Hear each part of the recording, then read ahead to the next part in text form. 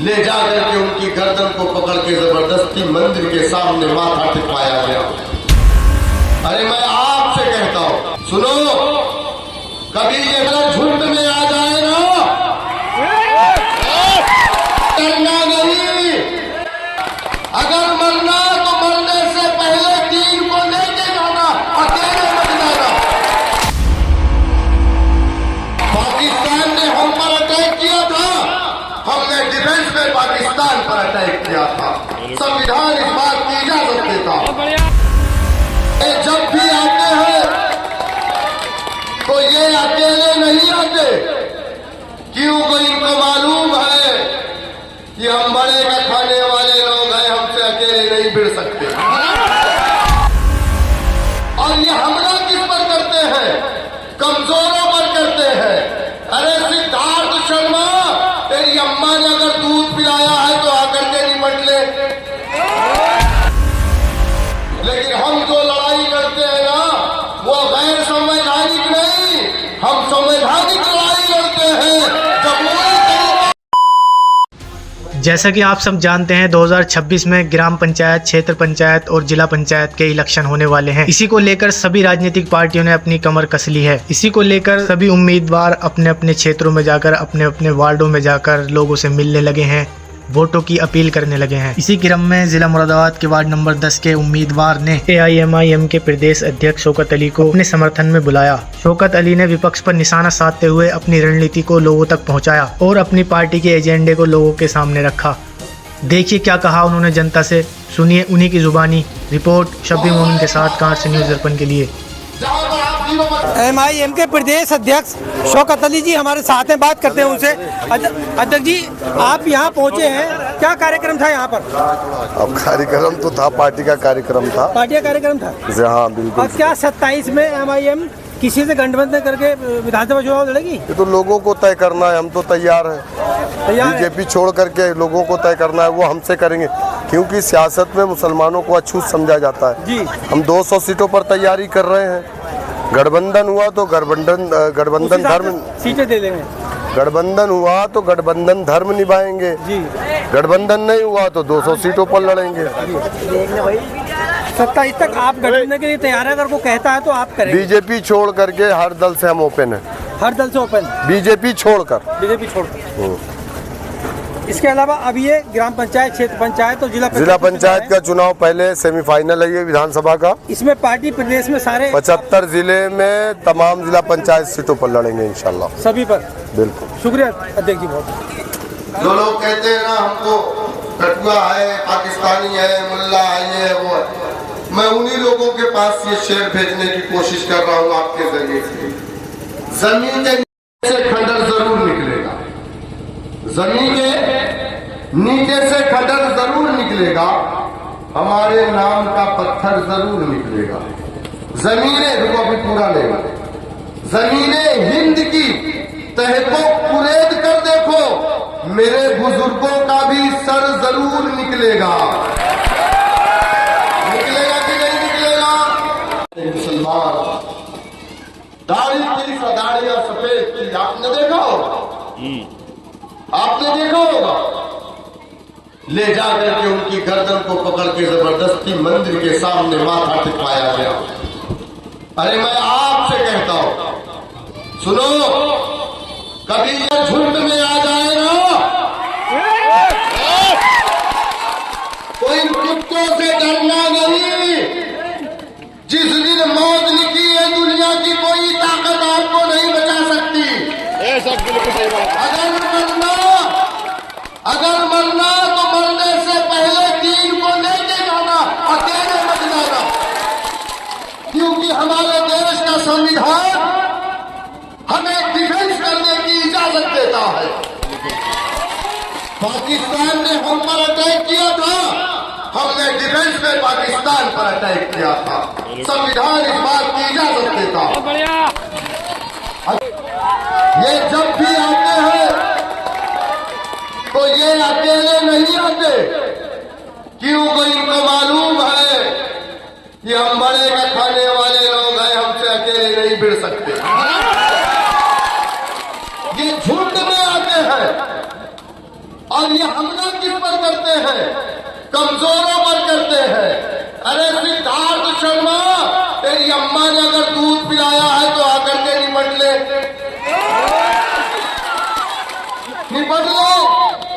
लेकिन हम जो लड़ाई करते हैं ना, वो गैर संवैधानिक नहीं, हम संवैधानिक लड़ाई लड़ते हैं, जमहूरी तरीके से लड़ते हैं और हम तुमको जवाब देंगे। मेरे दोस्तों, मेरे बुजुर्गों, इन लोगों ने मजाक बना लिया।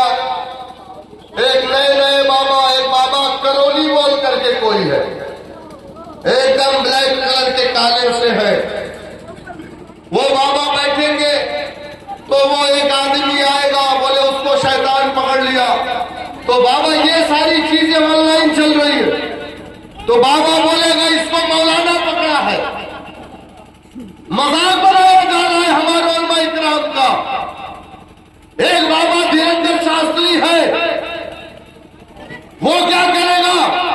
वो फूंक झाड़ करता है और कहेगा इसमें मुसलमान घुस गया है, पकड़ इसको, मार इसको। मजाक बना दिया मुसलमानों का, कोई बोलने वाला नहीं। 111 MLA है, लेकिन इनके मुंह में दही चली हुई है। ये कौन सी बात है?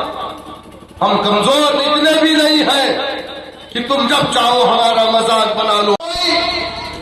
अपने इंसाफ की लड़ाई खुद लड़ रहा है, लेकिन हम अपने इंसाफ की भीख मांगने के लिए गैरुल्लाह के दरवाजे पे जाकर के अपने माथे को टेक रहे। गैरुल्लाह से मुराद जो अल्लाह की जात से इनकार करता, जो आका की नबूवत का इनकार करता है, उसके दरवाजे पर हम जाकर के इंसाफ की भीख मांगते हैं। अरे राजभर 4% उत्तर प्रदेश में मुत्तहिद हुआ, 6 MLA जीत करके लाया, कैबिनेट में मंत्री। उसके एक छोटे से कार्यकर्ता को एक पुलिस वाले ने थप्पड़ मार दिया था, पूरा प्रदेश हिल गया। SHO सस्पेंड हो गया, SI सस्पेंड हो गया, जिस पुलिस वाले ने मारा था वो सस्पेंड हो गया। हमें तो रोज मारा जाता है, हर दिन मारा जाता है, हर वक्त मारा जाता है, गोश्त के नाम पर मारा जाता है, दाढ़ी टोपी के नाम पर मारा जाता है। ऐ मुसलमानों, बताओ कितना पुलिस वाला सस्पेंड हुआ? सुनो नौजवानों, मैं वो बात कह रहा हूं जो लोग कहते हैं कि तुम क्या करोगे या तुमने क्या किया है। अभी मैं मिल्लत जनाब अकबरुद्दीन ओवैसी साहब जानते हैं ना, 15 मिनट उनके पास या वो 14 स्कूल चलाते हैं। कितने?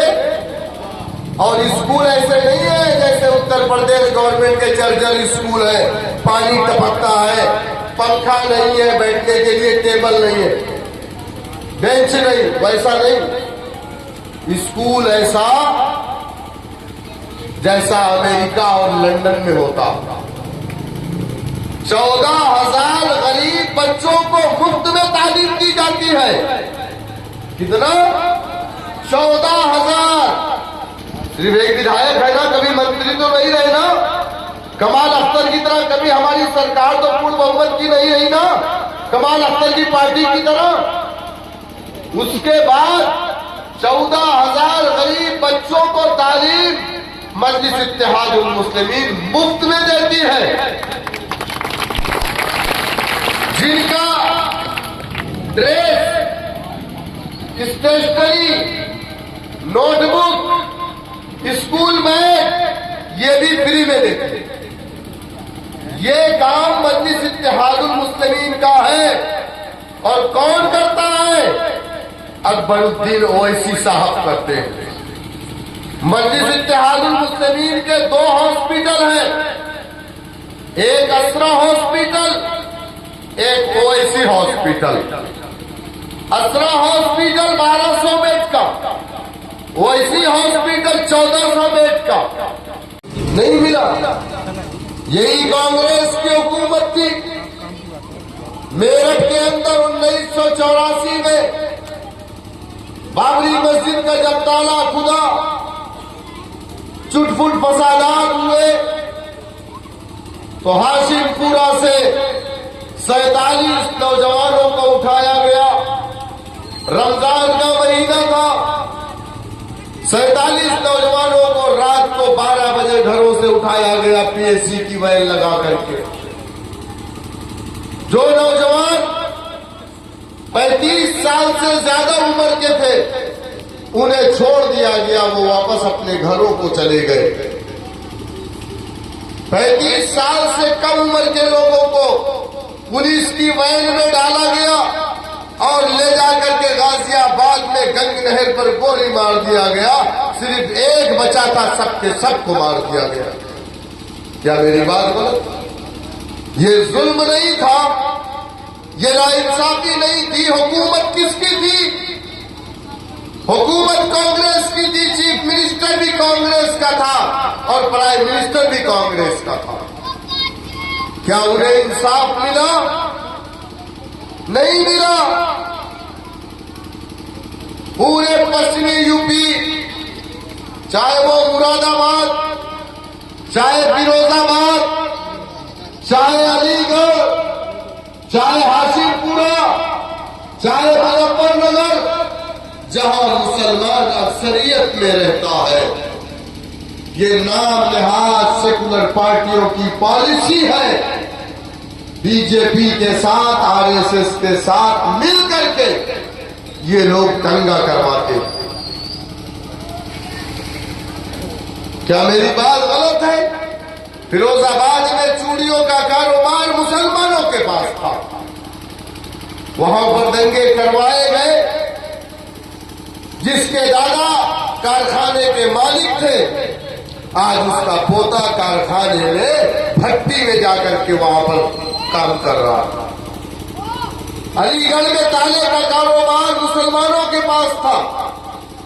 आज मुसलमान उसी अपने कारखाने में जो उसका दादा जिसका मालिक था, आज वही मुसलमान नौजवान उस कारखाने का नौकर। इंदिरा हमारी लीडर है, नेहरू हमारे कायद है। हमारे बड़ों ने कहा था, हमारे बड़ों को भरोसा था कि आजादी के बाद इस मुल्क के अंदर दोहरा रवैया मुसलमानों के साथ नहीं होगा। लेकिन